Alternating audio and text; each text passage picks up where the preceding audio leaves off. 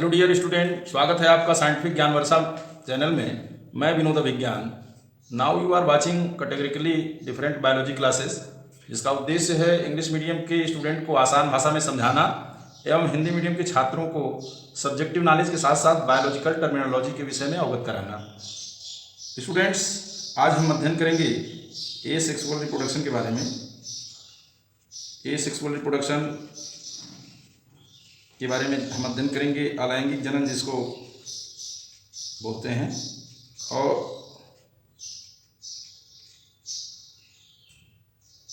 Students, हम जानते हैं कि the body organization of each and every organism is made up by cell, either they have one cell called unicellular और many cell called multicellular.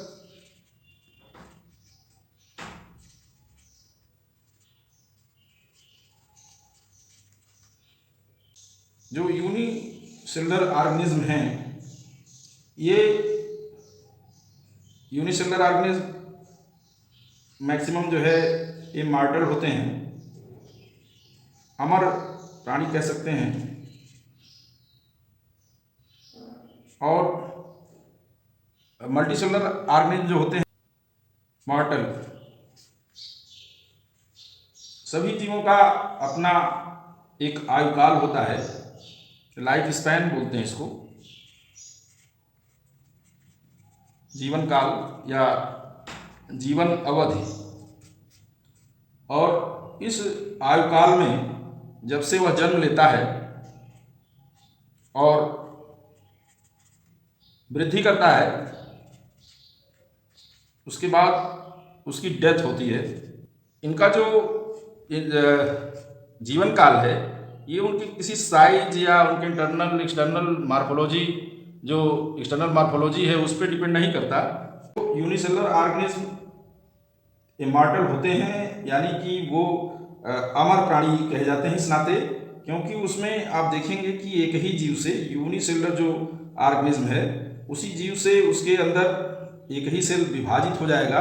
तो एक parent cell और एक उसका जो ऑफस्प्रिंग बनेगा उसी पेरेंट सेल से ही बनेगा। तो इस तरह से ये जीव का जो अंश है उसमें शेष रह जाता है। ये जीव 1 से 2 में विभाजित हो जाते हैं जरूर, लेकिन इसमें जीवों का अंश रह जाता है, इस कारण से ये इमॉर्टल होते हैं। और इसमें वो उनका जो फिजियोलॉजिकल और अन्य जो कारण हैं शरीर की,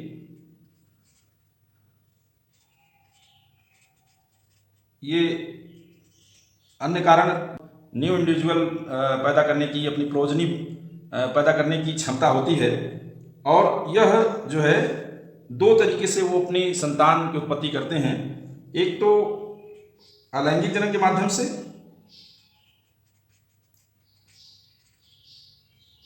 अलैंगिक जनन, और दूसरा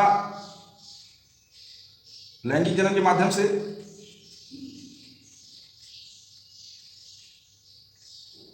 सेक्सुअल रिप्रोडक्शन के माध्यम से। सेक्सुअल रिप्रोडक्शन में 2 इंडिविजुअल भाग लेते हैं, और अलैंगिक जनन में या सेक्सुअल रिप्रोडक्शन में सिंगल पेरेंट्स ही जनन के उपरांत अपना ऑफस्प्रिंग छोड़ जाता है, जनन के उपरांत अपनी संतान इस पृथ्वी पे छोड़ जाता है। जो लैंगिक जनन होता है उसमें 2 गैमीट भाग लेते हैं, 2 इंडिविजुअल भाग लेते हैं। ये फीमेल का सिंबल है और ये मेल का सिंबल है। फीमेल और मेल का जो गैमीट है, जिसमें हैप्लॉइड नंबर ऑफ क्रोमोसोम होता है, और ये सिंगैमी के द्वारा या फर्टिलाइजेशन या निषेचन की क्रिया के द्वारा ये बनाते हैं humans zygote, and only 1 individual taking part in the asexual reproduction. और इसमें जो संतान उत्पन्न होती है वो बिल्कुल हूबहू होती है, एग्जैक्ट कॉपी कह सकते हैं, और जेनेटिकली आइडेंटिकल होती है। जेनेटिकली आइडेंटिकल ऑफस्प्रिंग उत्पन्न होते हैं।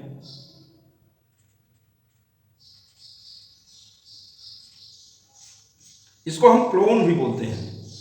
बिल्कुल उसकी द्वितीय प्रतिलिपि होते हैं उस संतान की, उसमें कोई बहुत ज़्यादा अंतर नहीं आप कर सकते, उसमें अंतर नहीं होता है। लेकिन एसेक्सुअल रिप्रोडक्शन के द्वारा उत्पन्न होने वाली संतानें बिल्कुल एग्जैक्ट कॉपी होती हैं अपने माता पिता की, और अलैंगिक जनन के द्वारा उत्पन्न होने वाले जो ऑफस्प्रिंग हैं, जो इंडिविजुअल्स हैं, उसमें मॉर्टल रेट ज़्यादा हो जाता है। अलैंगिक जनन और लैंगिक जनन, ये दो जनन बहुत स्थान पर बहुत जगह मिलेंगे, लेकिन कभी कभी कुछ कन्फ्यूजन हो जाता है। अलैंगिक जनन, लैंगिक जनन के अलावा एक जनन और भी लिख दिया जाता है कभी कभी, ये आपको देखने को मिलेगा। इसको कहते हैं कायिक जनन या वेजिटेटिव रिप्रोडक्शन। कायिक जनन या वेजिटेटिव रिप्रोडक्शन। तो थोड़ा सा अंतर हम आपको बता दें कि क्यों कभी कभी इसको अलग बताया जाता है कि जो ये जीव है इसमें 3 प्रकार के जनन होते हैं, एक वेजिटेटिव रिप्रोडक्शन, एक एसेक्सुअल रिप्रोडक्शन और सेक्सुअल रिप्रोडक्शन। बहुत सारे जीव सिर्फ वेजिटेटिव रिप्रोडक्शन करते हैं, बहुत सारे दोनों प्रकार के रिप्रोडक्शन करते हैं, कुछ जीवों में तीनों प्रकार के रिप्रोडक्शन देखे जा सकते हैं। वो डिपेंड करता है उनके फिजियोलॉजिकल और जो अदर फैक्टर हैं उनके ऊपर कि वो जो है कि किस प्रकार से जनन करेंगे। तो हम आपको बता रहे थे सेक्सुअल और वेजिटेटिव रिप्रोडक्शन में थोड़ा सा अंतर है। वो अंतर ये है कि वेजिटेटिव रिप्रोडक्शन में जो सेल हैं, सेल के स्तर पर उसमें कोई विभाजन नहीं होता है, do not split the cell. और इसमें आप देखेंगे एसेक्सुअल रिप्रोडक्शन में कि एक ही सेल जो है वो स्प्लिट करके 2 ऑर्गेनिज्म में परिवर्तित हो जाता है। तो यहाँ पे वेजिटेटिव रिप्रोडक्शन में ये आवश्यक नहीं है कि वो जो सेल के स्तर पर विभाजित हों। वेजिटेटिव रिप्रोडक्शन वेजिटेटिव प्रोपेगेशन भी कहा जाता है, और इसका जो प्रयोग है वो जो हार्टिकल्चर है उसमें गार्डनर करते हैं और जो किसान हैं वो इसका प्रयोग करते हैं। और हम भी देखे हैं इसको कि जो आलू की खेती है उसमें आलू को टुकड़े में काट दिया जाता है और उसमें जो आईज हैं, छोटी छोटी आँख की तरह से आलू में दिखाई देता है, उस हिस्से को काट दिया जाता है और उसको जमीन में बोया जाता है। तो वो जो है एक नई संतान, नया पौधा उत्पन्न कर देता है। तो ये वेजिटेटिव रिप्रोडक्शन का एक बहुत सामान्य सा उदाहरण है। इसके अलावा बहुत सारे पौधे हैं जिनकी टहनियाँ, जिनकी शाखाएं काट करके उसको वेजिटेटिवली प्रोपगेट करते हैं। इसका जो आप देखेंगे वेजिटेटिव रिप्रोडक्शन में हम कह सकते हैं, यहाँ पे आप थोड़ा सा और भी अंतर जान लें। अलैंगिक जनन और लैंगिक जनन में जो कौन से सेल भाग लेते हैं, तो अलैंगिक जनन में जो सेल भाग लेते हैं, जो हिस्से भाग लेते हैं, वो होते हैं उसके जो वेजिटेटिव पार्ट होते हैं, जैसे रूट हो गया, स्टेम हो गया या लीव्स। ये इनका कोई हिस्सा या इनके सेल का कोई हिस्सा, और मान लीजिए जिसमें ये विकसित नहीं है, जैसे आपका प्रोटिस्टा है, मोनेरा के सदस्य हैं, प्रोटिस्टा और मोनेरा, जिसमें ये सब रूट, स्टेम, लीव्स वगैरह नहीं है, तो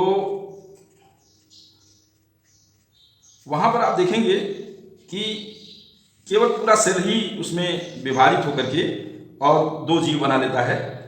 वेजिटेटिव रिप्रोडक्शन हम समझा रहे थे आपको, एसेक्सुअल रिप्रोडक्शन थोड़ा सा क्यों भिन्न है, क्योंकि इसमें जो रूट्स हैं, स्टेम हैं, लीव्स हैं, राइजोम है, प्रकंद जिसको बोलते हैं, जैसे हल्दी हुआ, अदरक हुआ, बल्ब से जैसे प्याज का बल्ब होता है, तो प्याज को हम वेजिटेटिव रिप्रोडक्शन के अंतर्गत नहीं लेते हैं, लेकिन बल्ब समझाने के लिए हमने आपको बताया कि प्याज हम खाते हैं उस तरह के स्ट्रक्चर को बल्ब बोलते हैं। वेजिटेटिव प्रोपगेशन में ट्यूबर है, शकर है, रनर है। ये जो वेजिटेटिव पार्ट होते हैं उस हिस्से से, वेजिटेटिव पार्ट से ही नए जीवों की उत्पत्ति हो जाती है। इसको वेजिटेटिव को कट करके और उनको जमीन में लगा दिया जाता है और नए प्लांट उत्पन्न हो जाते हैं। खास करके इसको जो है, इस वेजिटेटिव प्रोपगेशन का जो प्रोसेस है उसको प्लांट में देखा जा सकता है मैक्सिमम। लेकिन जो एसेक्सुअल रिप्रोडक्शन है, एसेक्सुअल रिप्रोडक्शन, यह रिप्रोडक्शन कई प्रकार से जीवों में देखा जाता है। इस अभी थोड़ा सा अंतर हमने आपको बताया है कि जो एसेक्सुअल रिप्रोडक्शन है इसमें जो वेजिटेटिव पार्ट है या जो पूरा सेल है वो स्प्लिट करता है, जबकि जो एसेक्सुअल रिप्रोडक्शन जो होता है वो कई प्रकार से होता है, जैसे बाइनरी फिजन, द्विखंडन। इसमें जो जीव है वो डिवाइडेड इन 2 पार्ट, जैसे अमीबा या पैरामीशियम है, उसको आप देखेंगे कि अनुकूल परिस्थिति में जो अमीबा है वो 2 हिस्से में, पहले उसका जो सेल है वो थोड़ा कंस्ट्रिक्ट करेगा और फिर ये डिवाइड हो जाएगा 2 पार्ट में, और एक अमीबा से 2 अमीबा बन करके तैयार हो जाते हैं। इसी तरीके से आप देखेंगे ईस्ट है, और ये जो होता है इसमें अमीबा में ये इक्वल हाफ में, जो आधे आधे पूरे बराबर ये हिस्से में बढ़ जाता है। लेकिन यही बाइनरी फ्यूजन जब ईस्ट में होता है, ईस्ट यानी खमीर जिससे हम अपना ब्रेड और पावरोटी आदि तैयार करते हैं, उसमें थोड़ा एक हिस्सा बड़ा हो जाता है, एक छोटा हो जाता है। ये तब तक लगे रहते हैं जब तक ये सर्वाइव करने लायक नहीं हो जाते हैं। ये हिस्सा फिर अलग होता है ईस्ट से, और फिर ये धीरे धीरे करके डेवलप हो जाता है। तो एक ईस्ट के सेल से बहुत सारे ईस्ट तैयार हो जाते हैं। अमीबा के बारे में थोड़ा सा और आप जान लें कि ये जो अमीबा है इसमें इस तरह से आप देखेंगे कि सीटोपोडिया, इसका कोई निश्चित आकार नहीं होता क्योंकि इसमें कूटपाद या सीटोपोडिया पाए जाते हैं। प्रतिकूल दशा में, अनफेवरेबल कंडीशन में, ये एक गोल सिस्ट बना लेता है, इस तरह से एक आवरण, कठोर आवरण बना लेता है, और इसके अंदर अनफेवरेबल कंडीशन में अपना शरीर जो है सिकोड़ करके और एक सिस्ट बनाता है, और स्पोरोजेनेसिस, इसके अंदर स्पोर छोटे छोटे बन जाते हैं। यह भी एक तरीका है अमीबा में एसेक्सुअल रिप्रोडक्शन का, स्पोरोजेनेसिस हो जाता है, और इसमें सीडोपोडियो स्पोर बन जाते हैं छोटे छोटे, इसको सीडोपोडियो स्पोर बोलते हैं। ये भी, इसके अलावा बहुत सारे रिप्रोडक्शन हैं, जैसे जू स्पोर द्वारा जो फंजाई है, और जो सिंपल प्लांट है उनमें आप देखेंगे कि चल बीजाणु बनते हैं, जू स्पोर बनते हैं, और ये इस तरह से जो स्पोर बनते हैं, ये भी एसेक्सुअल रिप्रोडक्शन का एक तरीका है, जिसके द्वारा जो स्पोर बना लेते हैं, जो फंजाई हैं और जो सिंपल प्लांट हैं, ये जो स्पोर के द्वारा चल बीजाणु, और सीलियम कवक में आगे गोल गोल रचनाएं बन जाती हैं इस तरह से, जिनको कोनिडिया बोला जाता है। ये कोनिडिया है, कोनिडिया के द्वारा भी ये सेक्सुअल रिप्रोडक्शन होता है। ये सेक्सुअल रिप्रोडक्शन बाय बडिंग, कलिका द्वारा।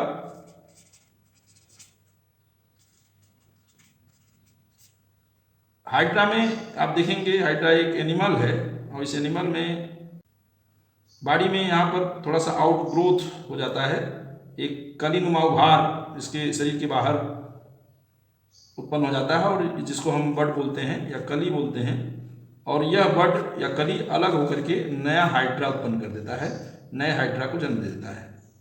तो बडिंग के द्वारा भी ये सेक्सुअल रिप्रोडक्शन होता है। इसके अलावा आप देखें, एक जीवों में जीमा कप बनता है, जो स्पंज में आप देखेंगे अक्सर होता है। एक कप की रचना बनती है, उसमें छोटे छोटे गोलाकार, उसमें छोटी गोलाकार रचनाएं बन जाती हैं इस तरह से, इसको बोलते हैं जीमा कप। और इसको बोलते हैं, जो गोलाकार रचनाएं हैं, इसको जीम्यूल बोलते हैं। और इस विधि द्वारा भी एसेक्सुअल रिप्रोडक्शन करके जीव नए जीव उत्पन्न करते हैं।